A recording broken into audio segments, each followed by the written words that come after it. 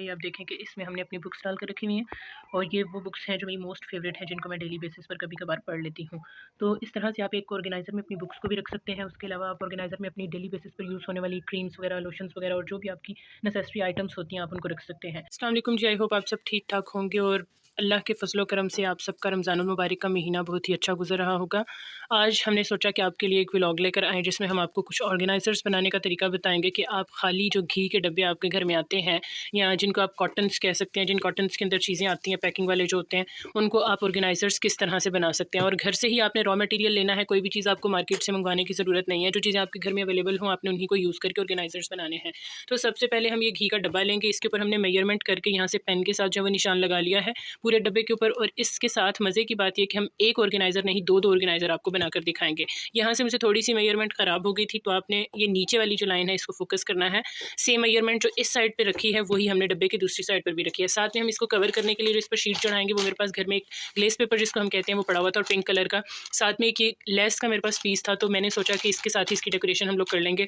तो चले हम ऑर्गेनाइज़र बनाना स्टार्ट करते हैं। और इसको जोड़ने के लिए हम लोगों ने जो ग्लू गन थी मेरे पास, मैंने कोई दूसरी ग्लू वगैरह कुछ भी यूज़ नहीं करनी, ये ग्लू गन की मदद से हम इसको चिपका लेंगे इस ग्लेस पेपर को। तो चले मेरे साथ, हम आपको ऑर्गेनाइज़र बनाना सिखाते हैं।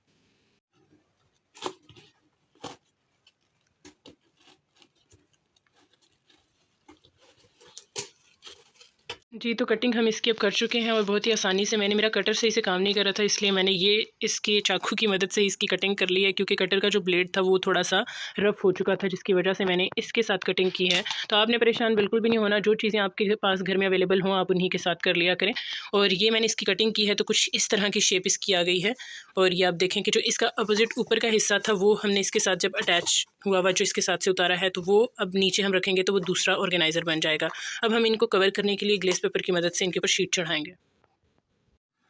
जी, तो अब हम ग्लू गन के साथ ये जो शीट है इसको चिपका रहे हैं। और ये आप देख लें कि जो एक्स्ट्रा शीट हमारे पास थी, बस हम वही जो है यूज़ कर रहे हैं, इसलिए आपने बिल्कुल भी इस चीज़ की टेंशन नहीं लेनी कि आपको कवर के लिए क्या चाहिए। तो ये आपने ग्लू गन के साथ जो पुराने शीट्स के पीसेस आपके पास पड़े हों, बस आप वो इसके ऊपर लगा कर इसको खूबसूरत बना सकते हैं। पूरे डब्बे को हम इसी तरह से कवर कर लेंगे और फिर हम आपको फ़ाइनल लुक दिखाते हैं।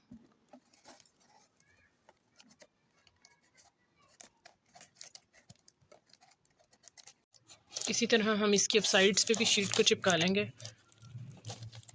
और ये आप देखें कि बहुत ही हम लोगों ने कट्स भी लगा लिए हैं साथ में, जिसके साथ हम जी, तो अब आप देख रहे होंगे कि हम लोगों ने इसकी एक साइड जो है वो शीट के साथ कवर कर लिया, और बहुत ही खूबसूरत सा ये शीट का प्रिंट है। और ये पड़ा हुआ आपके रूम में भी इंशाल्लाह बहुत प्यारा लगेगा अगर आप भी इस तरह की कोई शीट यूज़ करते हैं। तो अब हम इसकी दूसरी साइड की तरफ जाएंगे और दूसरी साइड पर भी इसी तरह से हम शीट के साथ कवर कर लेंगे, और अंदर भी हमने शीट लगाकर इसको कवर करना है।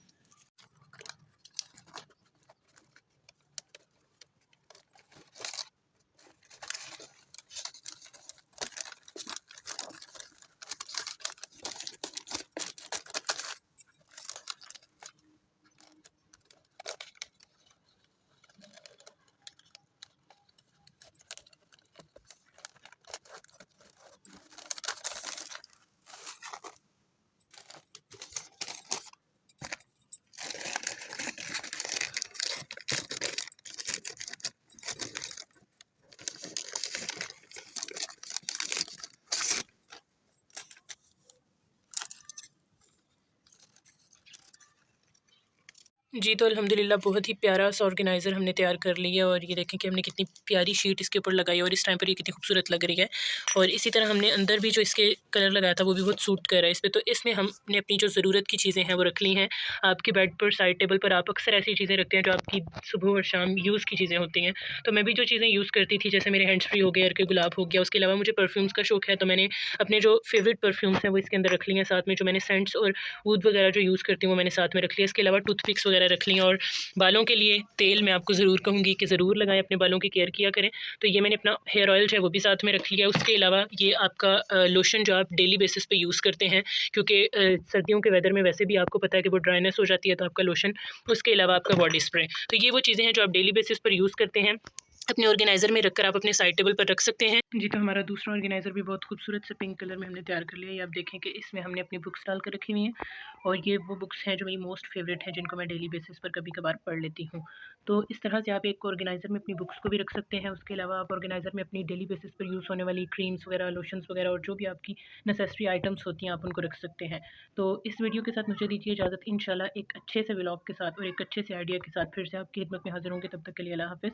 अपनी दुआओं में याद रखिएगा।